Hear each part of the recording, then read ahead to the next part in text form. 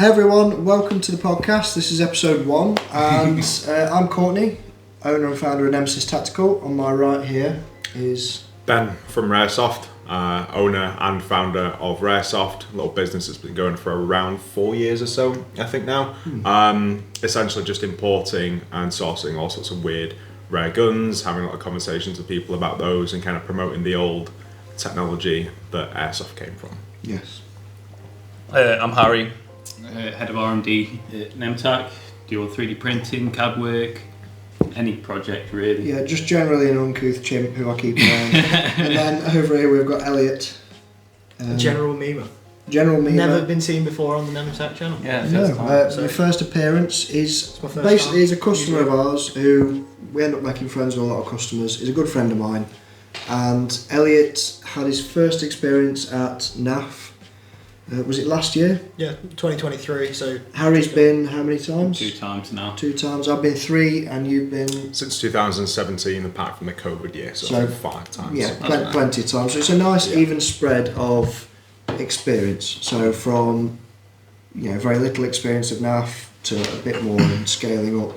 And if you can't already tell, we're going to be covering the NAF debacle on prices and the lack of response from the company itself.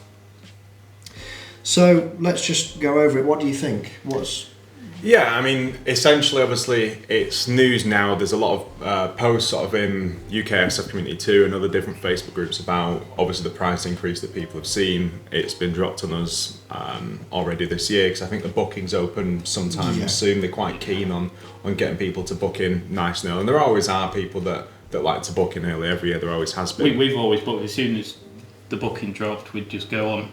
We'd all get booked on, so we always tend to have consecutive player numbers, and they're always into the high thousands at that point as well. Yeah, I mean, it normally doesn't take long to get fully booked. Now, if you're not fully aware, basically what's happened is the prices have gone up by, I think Dominic, one of our sponsor players, worked it out. It's 30% more. Now, in my opinion, I don't mind the 30% price increase if it was justified or there was some extras, or even if just the company itself came out and went, look, we put the price up by 30%, which we apologise for, but we want to get more toilets in, or the rent of the site's gone up, or more marshals. That's been a notable complaint. Yeah. Just some sort of response from the company itself, but there's been nothing. Now, I'm sure in post editing we'll throw some up. If you look at the Facebook posts, which I'll try and chuck up on the screen somewhere, there's been how many posts? On the first post they put up, which was on what date was it, Elliot? 4 days ago, so just before New Year. Well, you've got one from the 1st of January, which has got 251 comments on it. So, and the majority of those comments are, they're just asking why is the price going up? Why is it so much? Some memes chucked in there. Yeah, and there's been no response. So the first post was... the second post, how many comments? The second post has got 105 comments, and it's roughly the same. So there's the thick end of 300 comments on Facebook with no response. I personally, and again I'll send the email I've sent off to them, I've sent them an email just asking very politely and straight to the point, can we have some explanation, because we're going to do a podcast on the topic as to why the price has gone up. And I've got a stock response, which again I'll throw up on the screen if I can. Now, what I'd like to see is just some response, just for the community. This is the whole reason for us starting the podcast. I thought it'd be an interesting topic to start with. And we all go, so it affects us all. Yeah. It's a make or break for a lot of people. Yeah. Especially because they're not taking deposits as well. It's a lot of money in not a very stable climate. Yeah, that was a good thing that happened initially. It encourages a lot of people to book on. I remember the first year I went, financially I was in a much different situation. I think 2017 was the first year that I went. If I remember correctly, the deposit was around £40, and I think you pay, at that time, depending on obviously the options you get, because you've got the extra day, you've got a couple of other things. Obviously the toilets were what they were. I think it was about £40 deposit and maybe £50 for the remaining payment. That was obviously a good few years ago. Now, everyone expects prices to increase post-COVID. There's nothing that hasn't gone up. So you expect that. But what you don't expect, and obviously this is the big issue, is a 30% lump in one go. Because you'd think as a business, if your prices are increasing incrementally, you'd adjust your just prices fine. incrementally. 10% each year for a maybe couple of 5 years. to 10% each year. Yeah, you'd completely understand that, but it's the fact that it's this 30% price increase is on the back of the fact that last year, basically tickets sold out and there was a lot of people asking for them, and I think a lot of people are putting 2 and 2 together and saying, hang on a minute, we know what happened last year. It's quite obvious that you capitalised on some of this, because it's not even though you can justify it with the extras that they added last year, because last year there was less. There's less than there no has been. CQB arena. There's no night game. The sales area. I mean, this isn't something that costs any different amount of money as well. This is a purely management thing, which makes it even more annoying because you're not listening to the players. Is one of the things that people enjoy at National Airsoft Festival, the Airsoft, everyone knows the reputation of the Airsoft. It's subpar. Yeah, but it's the social side of it, and one of the best parts of the social side of the National Airsoft Festival is like this, the valley, so to speak, of airsoft guns that you find for sale, going from the bottom end of the It's like the Khyber Pass. Yeah.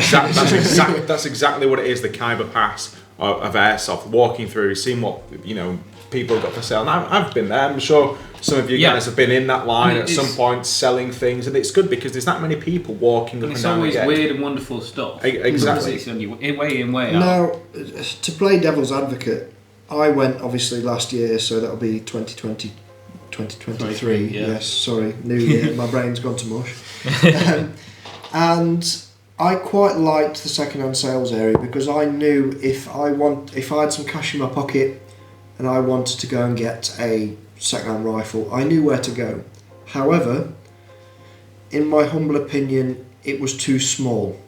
It was too busy. It was too round. They should have, I didn't see it because it was round the back of the toilets by the shooting range. Exactly. They could have swerved it and every time. You go straight into the shop area, straight towards where the bar is, or where the majority of the stands were. So that area just wasn't seen. I'm aware there was a stall for a company set up at the front of it. I would have personally, if I was laying it out myself as a business, I would have removed that stall that was in front of the second-hand sales area and perhaps moved it somewhere more appropriate, and then had the second-hand sales coming up to the edge of the road with a banner above it saying second-hand sales area.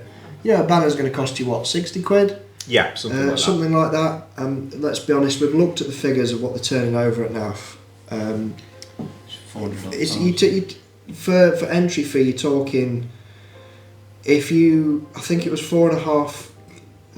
What was it? It was for £150 a head, wasn't it? We averaged it out. It's about without the early bird. It's 450k. Because not everyone's going to go for the early bird because of the time. And this isn't including the revenue that you get from obviously the food stands, anything from the shop, any extras. This is just pure bookings. If you be a little bit cautious with the pricing and say, right, the turning over, because it's obviously not all going to be profit. I run a business myself, I understand.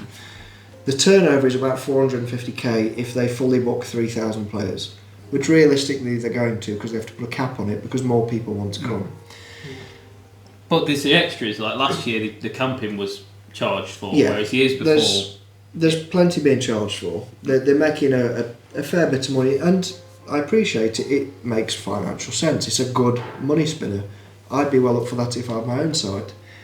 Now, to make some basic improvements with the finances provided by the game itself, I'm sure more each year. Yeah, that's what I'm trying to get to. Really, I'm trying to do it gently because I am a fan of the National Airsoft Festival. I go every year. I really enjoy it, and I don't want to put a podcast out and then they say, "Oh, you lot are bad," because that's not what I'm trying to do. I'm trying to give a bit of constructive criticism to the company, and hopefully someone watches it.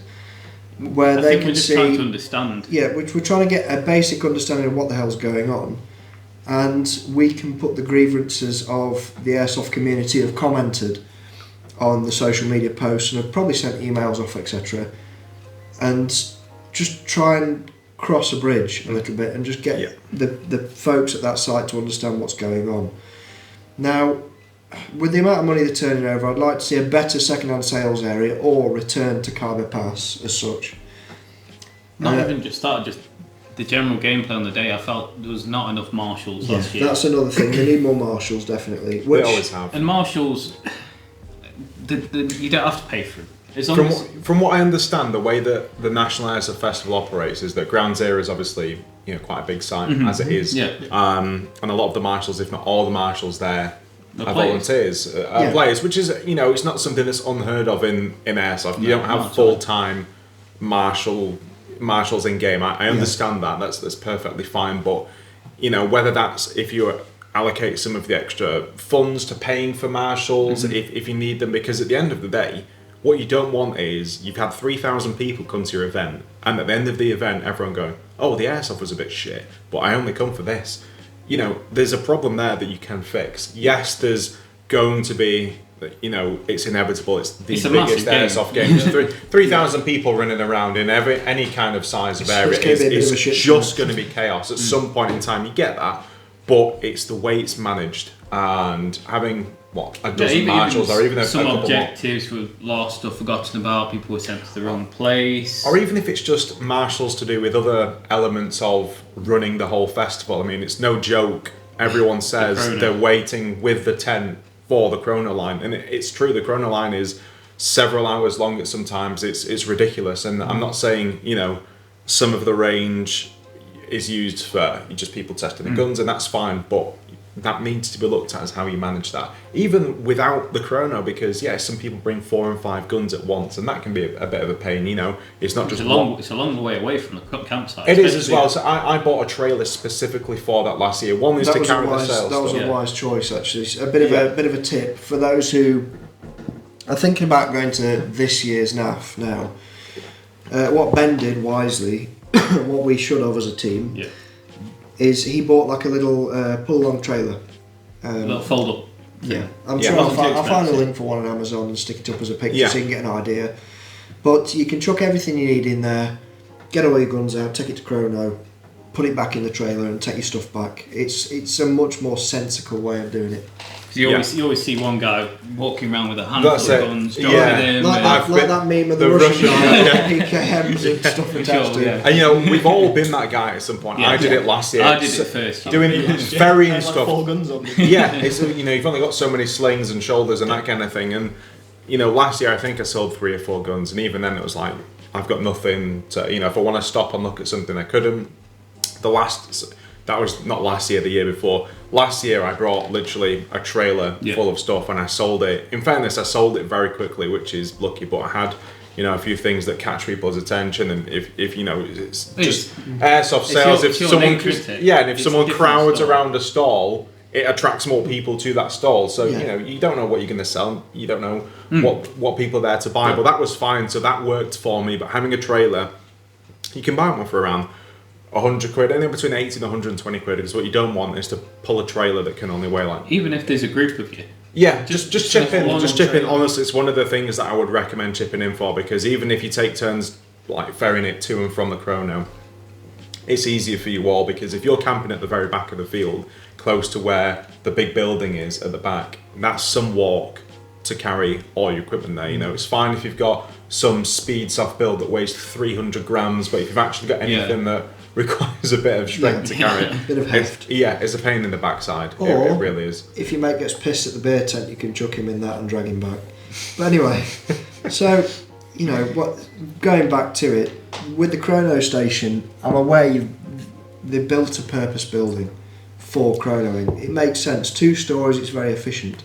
There's no reason though. They could have extended it across. Now you don't have to do a whole building. They could have budged the ASG tent further forward. Now I love the guys at ASG, I'm familiar with them, they're nice lads. Budge them further forward towards the road, and just have a couple of sheets of ply to make a separate cubicle as such, and just have the chrono line going across that side. Down even the CQB area wasn't being used. I don't think they used the CQB area all weekend, so why not include that in your chrono area? Yeah, just for the first day. Or even if you want, Friday. If you turn the upstairs, because if you have that part next to where the ASG tent is, I think the very first year I went, there's actually GBL that were there showing people what the DAS was. But I don't think they've been back since. Yep. And where that tent is, usually someone there. It's been ASG for the last couple of years, I think.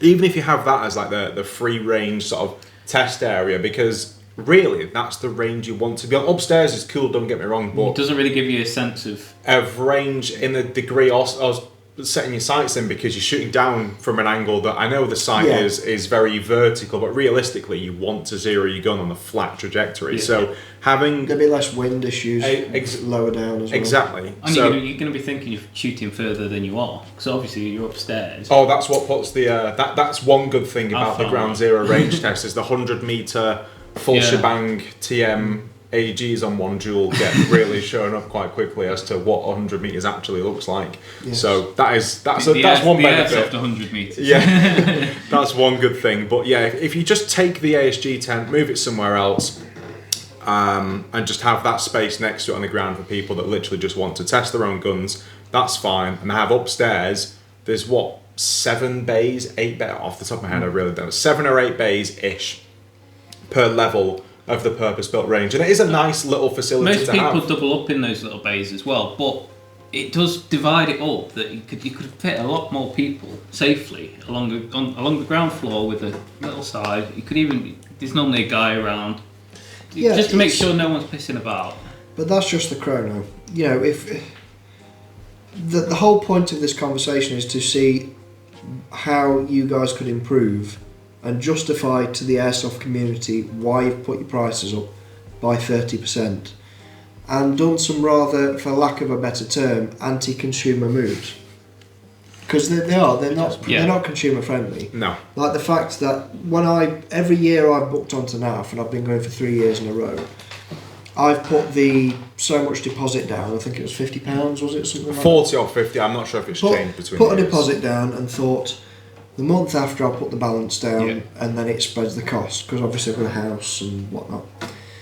Now, you're going to lose some customers from that alone, and obviously it's a calculated risk. But also on the other end, because we're not seeing any improvement, in fact, it's getting worse. Yes, I'd actually agree. We're getting less for your money. Absolutely, and that's the thing that people have a problem with, because if let's reverse the situation and say, look, last year or the year before the price was this, you've never had the night game, you've never had the CQB arena, you've never had this, that, or the other, and they say, right, next year we've reinvested in a bigger range, so the chrono queue is not going to be as long. There's a CQB arena now. There's a night game that's going on, and if they're offering more for your money, people are not too upset of going, all right, okay, I can see what I'm getting here. But when the opposite is the case, not just when you're getting the same for more money, because that happens, and we understand price increases. As we said, if you increase the price 5 or 10% year on year with in line with your increases, or even if it's not, you understand. But when you increase the price 30% and you take away some of the things that you had before at a lower cost, the biggest one for me, and it's almost a deal breaker for a lot of people, is the toilet situation. Yeah, the private toilet situation specifically. The private toilets work really well because you have your own properly private toilet right next to your tent. So if there is an emergency in the night, which many airsofters do after the Greek meet and fair few beers, which wasn't there last year. No. Greek street meet wasn't there. That made me incredibly sad. Yeah, but it's there and it's yours. Now that in a group, they're in a block. Could be nowhere near your tent because everyone gets there at 7 o'clock, and it's just a mad dash, and you're fighting people with vans and. Yeah. So again, this is something I'm sure we can bring up for when people are watching this. But the private toilet situation in the past, for those that haven't been or those that have never actually booked a private toilet, is you pay the money for a private toilet. I think, what is it? £70? No, it's more than that. It's more than that. I think it's about 100. What's the current cost for a private toilet now?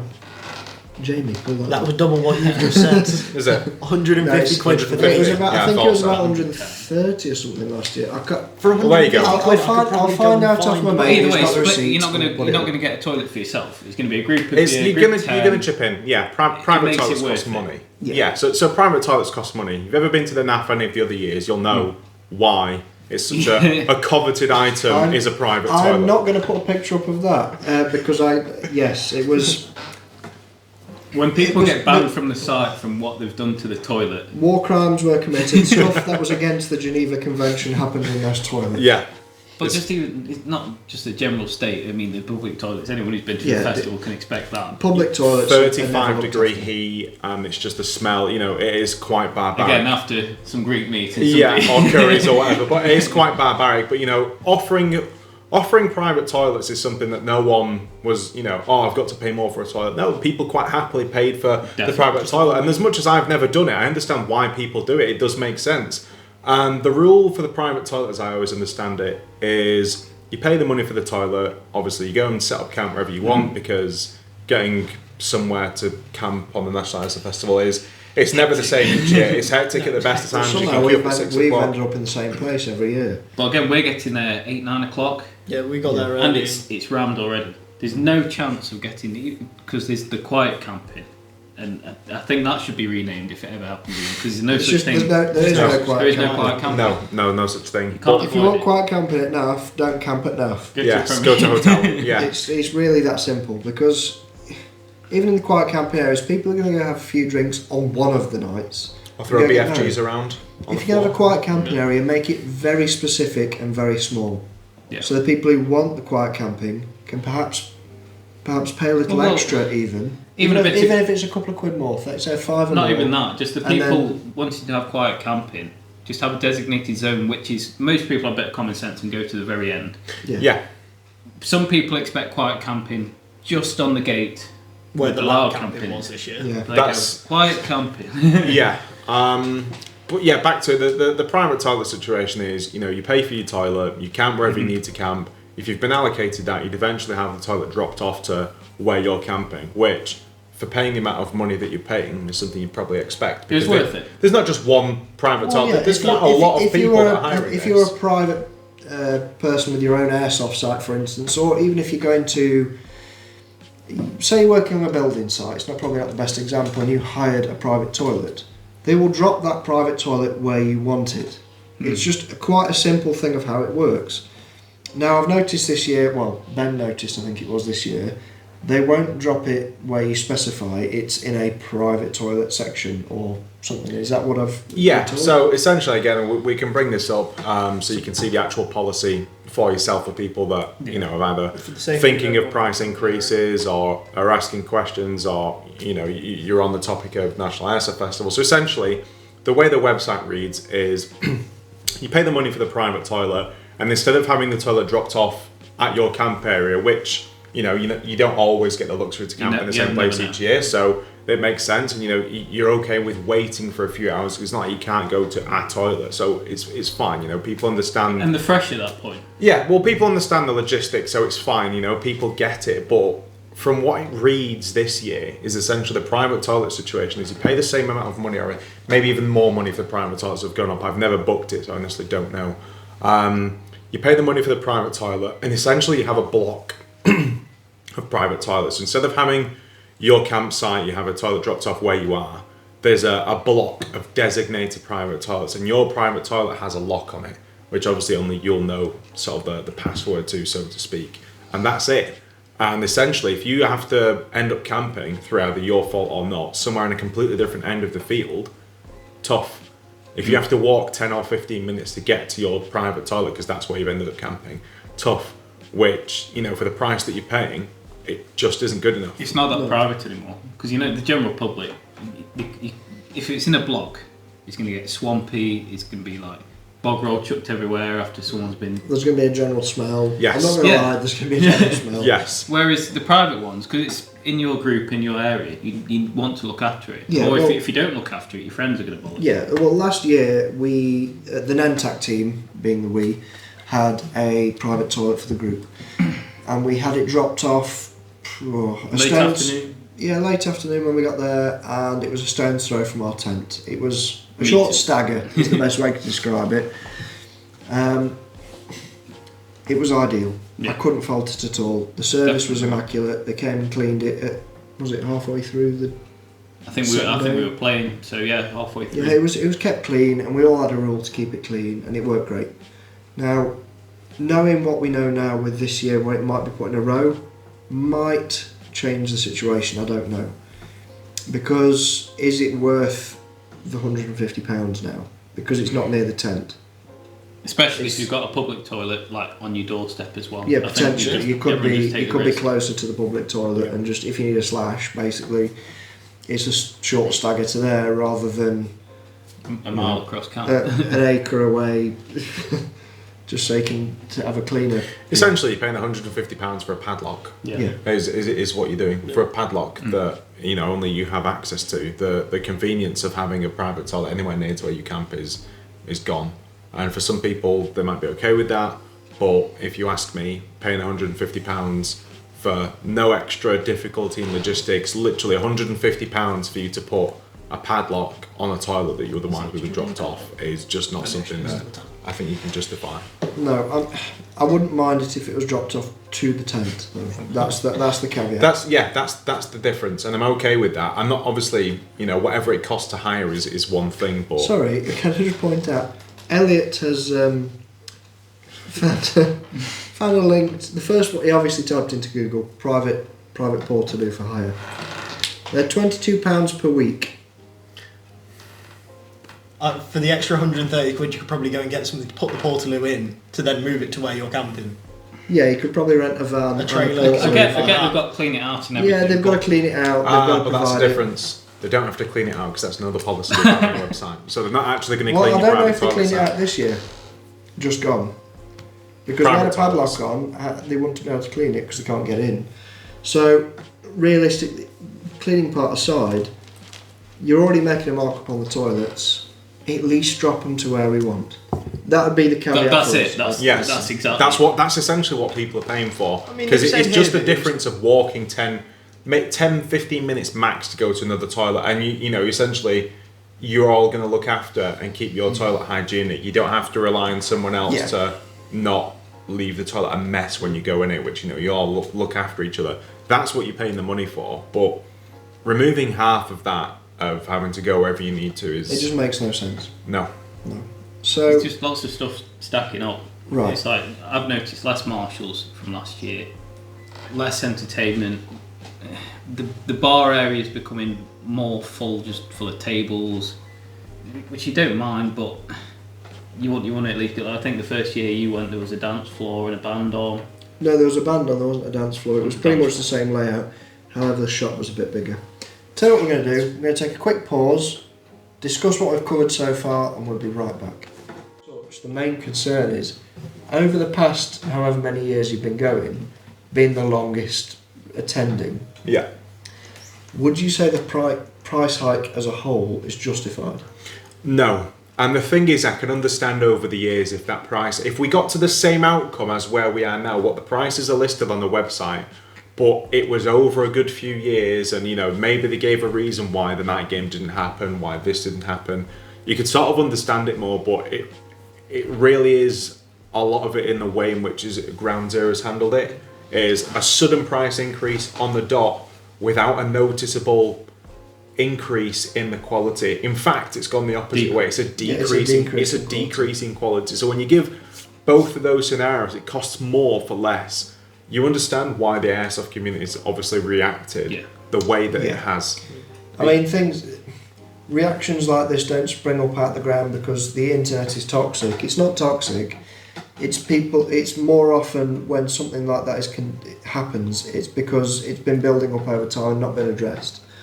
So it's the value for money. It's not the price. What I think Ground Zero need to do to sum up the podcast as a whole is Ground Zero need to at least make a statement of why there's a price hike, and too little too late as far as what you could have done, but if you're doing a price hike, at least put a vague justification as to why. I run Nemesis Tactical and another business, and if I put a price increase in, I give a justification because it's consumer friendly. You've made a simple mistake that can be easily corrected, but you've left it too late. It's been over a week and it should have been done the next day, and you're a big company with plenty of funds. It's not like it's not been seen as well, because people were There's hundreds of comments on it. on the first Hundreds. post, and then another post went up the day after, which most people saw as a massive kick in the teeth. Yeah, It's like I you've mean, not addressed what we're saying. as I'm a tech by trade, I fix rifles. I live and die on my reputation. If you go on my Trustpilot, it's all thankfully for now, and I'll try my best, but 5-star reviews. And the Airsoft Festival lives and dies by its reputation. you've got to make sure you do your best to appease your customers, or they will simply stop going. There was a conversation between the Nemesis Tactical Group as to whether we're going this year, and it's never been broached before. It's never been a question. It wasn't even a question. Wasn't even a NAF question. was a staple. Now, all of a sudden, because the price increase has been hiked with no justification, the lads have gone, well, what's the point? Is it worth going? We could go here instead for that money. But even from this, I could see other airsoft sites. I know there's a couple already going, well, we can have a weekend with some stuff going on in the night. I've seen there's some competition popping up. There is competition popping up, whether you like it or not.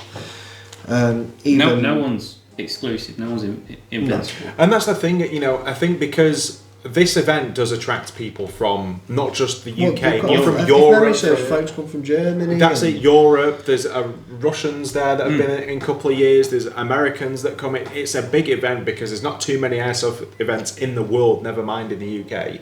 That is a festival environment that attracts this amount of people, and it's understandable because the logistics of doing that is impossible. It's always been popular because it's done right. Yeah, and you have to have a site that can do that. And as well as you might run your site as smooth as silk. You might really be a good operation, but you can't fit close to this amount of people, and so you'll never get to that size, and that's fine. That's the way it is. Sometimes people get that, but there's that means that there's not always been someone else to offer competition. If you just essentially treat your consumer base, which is based on the comments how a lot of people are feeling, like the money's just taken for granted. This is the festival you go to, you like it or you don't. There's the price increase. People are going to turn around and go, do I want to go to the festival? Do I just have a local weekend skirmish for this money? People are going to ask, else? If you're not going, where else are you going? And then it's just it's a shame. It's a really good thing for us. I mean, networking is one thing there that obviously, yourself, Courtney, you run a business. I've got sort of my own thing. And networking there is great. It's a fantastic thing. There's a lot of people there in different elements of airsoft, whether it's writers, whether it's business owners, techs. There's a lot of people there, and it's really helpful to go there and speak to people. Even if you don't set foot on the game field, it's a good place to go. Yeah. And it would be a shame for that event to fall into this kind of trap of people just not wanting to go there anymore, which they should, because I've been there before. I've enjoyed my experiences. It's just that unfortunately, as you've just said yourself, Courtney, that in this case, the way it's happened is people have noticed the big price increase. They've seen what they're not getting for the money. Now, the things that have been sort of taken away are changed. They're not seeing what they are getting for the money. There might well be things that they are getting. And if that's the case, then great, but no one's heard it. And it's been over a week now. Yeah. It's been over a week, and there's been that many people that have asked the questions, genuine questions, going, look, guys, love the festival, I've been coming this long. They're loyal customers. They're not going, oh, I'm not going to do it this year. They've been coming for years. I'm one of those people. And now it's like, why is this happening? If you can explain it and you can say, look, this is what we're doing for you, this, and this. Honestly, 99% of people I can confidently say will go, yeah, all right, I'm okay with that. But if you don't and you just take things away, it's going to feel like essentially people are being taken for granted. Yeah, I mean, one thing we've got to remember is this podcast is coming from a place of we want it to survive and improve. Yeah. We don't want to attend the National Airsoft Festival this year and there's 1,000 people. We want there to be a fully booked site. It's what we go for. But we need to see some justification. So if nothing else comes out of this podcast, for the love of God, give the community some explanation as to why there's a price increase. Even if the rent's gone up for the land, or whether you own the land, whatever. Just tell them. Be straight with people. If you're honest with people, they won't mind. But then again as well, like, if there's anything been taken off, like the toilets. Yeah, that's just a weird change. Yeah. The second-hand sales area, like I said earlier, was something that, as far as I understand, I don't know the intricacies, but as far as I understand it to be, it's not got anything to do with what costs you money. It's not like you're going, we had this second-hand sales tent before, we're not doing it this year, you've now got to do this. It's literally just a change in policy that has resulted in a worse user experience. And I just can't understand. So, to sum up, very briefly, personally, if there's a justification as the price increase, I will be attending NAF. If there isn't, I might have to be counted out. And if I don't go, the tent doesn't go, and the van doesn't go, and the Nemtac team doesn't go. It's 14 lads. Even if a little bit of amends can be taking place, just still a with the couple of toilets. Yeah. The toilets is a big one. There's going to be some justification, but what about you? No, it's much the same with me. I've been coming every year available since 2017, and if I don't see anything for the price, I might just not do it. Now, obviously you're part of the Nemtac team. I'm the same. You're on the sort of same boat as me, I assume. I am. I'd pay it if we got more. Yeah, if all the lads go, then we'd all go. Pretty much, that's how I see it. I can't see it though. No, if there's a, It's not just, prices. for me. It's not just the increase. It's we've noticed less last year, and this year we're noticing even less. So there's a trend. And especially the toilets is like a game changer for. And I know it's just a toilet. Yeah. But So when you're there all weekend, that becomes like you need to make your campsite home. your campsite is very important. So me and Harry are representing the Nemtac team as such. Again, we need the justification in order to go. But even now, a couple of others have said we'll just go somewhere else for the weekend, Now, Elliot, which is sad. As a first time attendee last year, and this will be your second game. Yeah. What are your thoughts? Would you go this year or? NAF for me, when I went last year, it was, I just wanted to go to get the experience. Yeah. I've never been, so I wanted to know what it was like. Same Tick with, off the- I'd love to tick go off to a the Milton. list. I've never Yeah. been to one, I still want to go to one, so I'm going to go to one at some point. If I don't like it, I won't go. NAF for me was very social. Yeah. Like you've just said, you had 14 of your lads going, then Ben, then other people that I met there, Jack, I can't remember his other Yes. name now. Nice we chat. met people whilst we were out there, and It's an expensive if social now, though. I had a group of say 20 people around me last year, whether that be the group that I went with or when I met you guys out at the site and we did whatever. But if you guys don't go, that's 15 people that I then wouldn't see, and half of it for me was the kind of getaway with the boys, have a laugh, it's a have a couple social of crowd. drinks. Airsoft theme. Well, so so yeah, that's if what I it is. wanted a weekend, like we've all said, if I wanted a weekend of decent airsoft, I'd go and find a decent site somewhere. Because for me, it's 300 miles there and back, if not more. I'd rather put 150 miles, say going up to York and finding a really cracking site in York, playing there for the weekend, then driving home, then coming back going to a different site on the Sunday, and then driving home. The way I sort of look at it is, for me personally, if I book late, for instance, it's what? Is it 175? £175 if you book after August the 1st, £150 for normal, which is any time after April the 1st. If you book before April the 1st, it's £130. Right. That doesn't include staying until Monday. Let's say worst case scenario, because for instance, I'm Joe Blogs, I can't afford even a deposit, and there's not an option for a deposit. I'd have to book late because they'd have to save. I could potentially save up and take me and my missus away to glamping or somewhere like a log cabin for a weekend. I need a justification to come to Airsoft with the boys and make it a worthy weekend.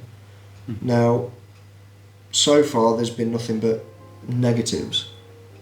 Give the community something back and they'll turn up. It's really that simple. Yeah. So I think that sums up the podcast. If we keep One more going, thing we're going to be before waffling, but go on. I think for me, from your guys' experiences, everything's gone down. Yeah. Whether it be the gameplay's gone down, the food our prices bar's been set years ago. My bar is, at that level. If they came out tomorrow, next week, next month, and said, "Oh, we're not actually going to do Monday camping," I'd be like, "Well, screw this, and I'm not going." If I'm going to be up early on the Friday to get there, to have a good, have a good sesh, have a few drinks, then go out, do a bit of airsoft. Same on the Saturday. The Sunday would be like, my day of, right, I've got nothing to get up for apart from tomorrow I've just got to get up, get my tent away and go. If they took something like that away, or they took, say, a couple of hours out of the gameplay or something like that, I wouldn't go. Yeah, because so I think even for £130, you could go to 3 sites for that. That's 3 weekends. Yeah, or you Or could 3 go game to 2 opposing sites, one Saturday, one Sunday game. Yeah. And it still costs you less. You have to remember If I could find a site that did a Friday, a Saturday and a Sunday, I could probably still do it for cheaper than that. it's not just that price there. There's a lot of costs on top. It's logistics that people literally put aside that they wouldn't do for any other airsoft event. As I was saying before, A lot of people travel within half an hour, an hour.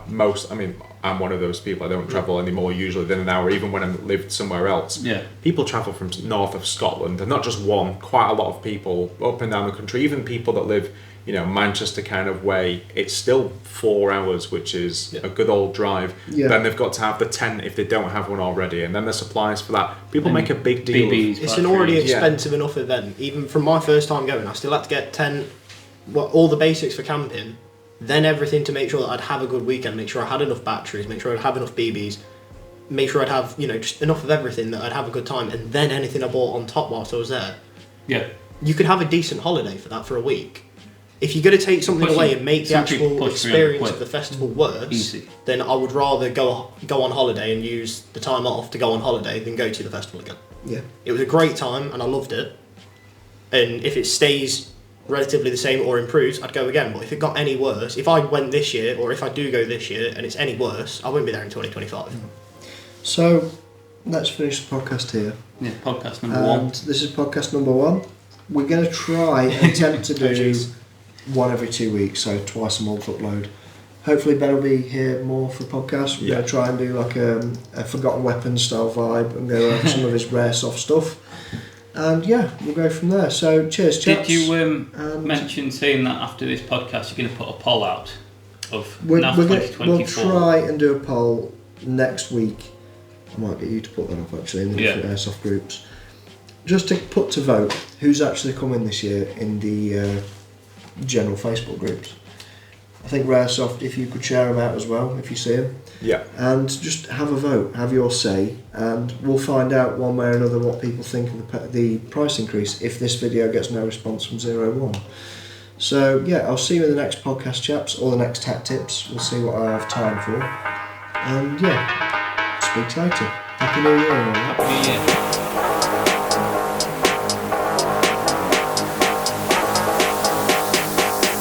Peace,